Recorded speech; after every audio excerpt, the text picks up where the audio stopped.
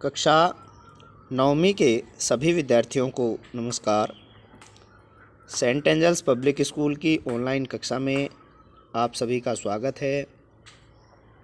हमें उम्मीद है कि आप सब स्वस्थ होंगे और यह प्रार्थना भी है कि आप सब लॉकडाउन का पूरी तरह से पालन करें।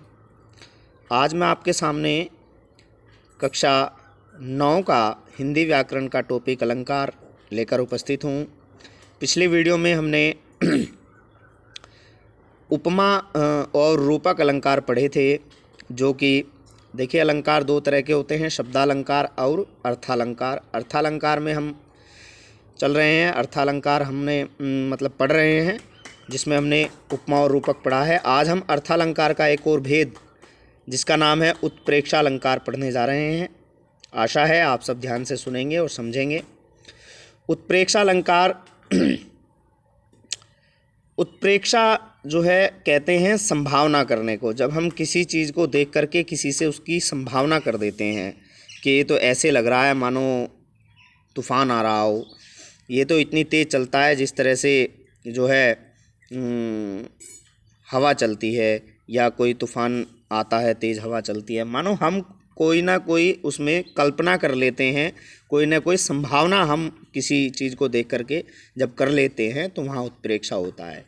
देखिए जहाँ पर या जिन काव्य पंक्तियों में गुण के आधार पर, यानी उसके गुण को देख करके उसके गुण के आधार पर उपमेय। अब देखिए उत्प्रेक्षालंकार को पढ़ने से पहले आप सभी को उपमा के 4 अंग हमने आपको बताए थे, जिसमें जो कि रूपक में भी बताए थे और उपमा में भी। और आज फिर मैं आपको एक बार संक्षिप्त परिचय उनका दे देता हूँ। उपमान और उपमेय किसे कहते हैं, ये जानना बहुत आवश्यक है। उपमेय कहते हैं जिसकी उपमा दी जाती है, और उपमान उसे कहते हैं उपमेय की जिससे उपमा दी जाए या जिससे समानता बताई जाए। उपमेय जिसकी समानता बताई जाए, जिसकी तुलना की जाए या जिसकी उपमा दी जाए, और उपमान वह होता है जिससे उपमा दी जाए या जिससे समानता बताई जाए। तो जिन काव्य पंक्तियों पर गुण के आधार पर उपमेय में उपमान की संभावना व्यक्त की जाती है, वहाँ उत्प्रेक्षा अलंकार होता है। जैसे देखिए क्या कहा है मैंने कि जिन काव्य पंक्तियों में या जहाँ पर गुण के आधार पर जिसकी उपमा दी जाए उसमें, और जिससे उपमा दी जाए, जिससे समानता की जाए, उसमें दोनों की संभावना व्यक्त की जाती है, यानी उपमा दी जाने वाली से और जिससे उपमा दी जाती है उसकी संभावना व्यक्त की जाती है, वहाँ उत्प्रेक्षा अलंकार होता है। इस तरह से भी आप इसकी डेफिनेशन देख सकते हैं। देखिए जहाँ उपमेय और उपमान की समानता के कारण उपमेय में उपमान की संभावना या कल्पना की जाए, यानी इतनी समानता उनकी हो जाती है, उनको देख करके ऐसा लगता है कि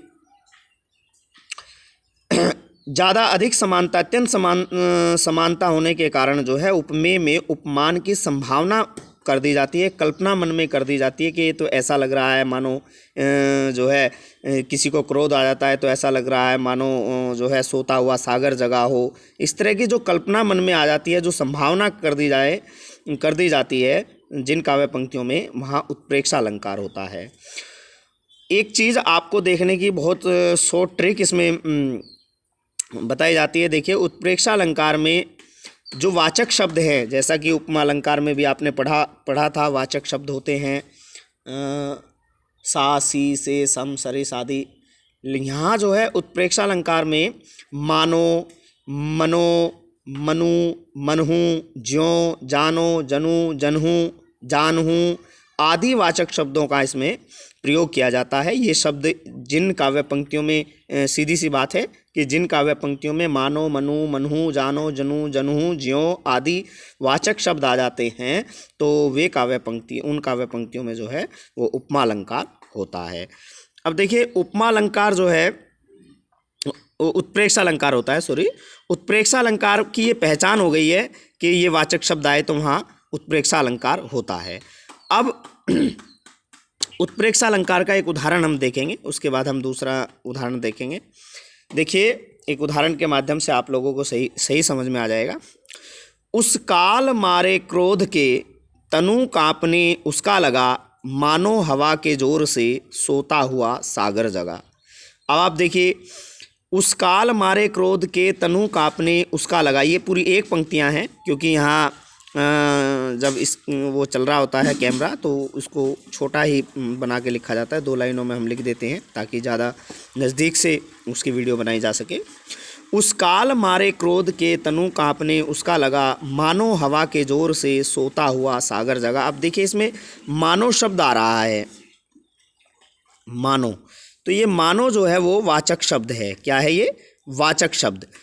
तो वाचक शब्द मानो, मनु, जानो, जनु, जिन काव्य पंक्तियों में इस तरह के वाचक शब्द आते हैं वे काव्य पंक्तियाँ उत्प्रेक्षालंकार की होती हैं, उनमें उत्प्रेक्षालंकार होता है। तो इसकी स्पष्टीकरण, इस उदाहरण का हम नेक्स्ट वीडियो में पढ़ेंगे।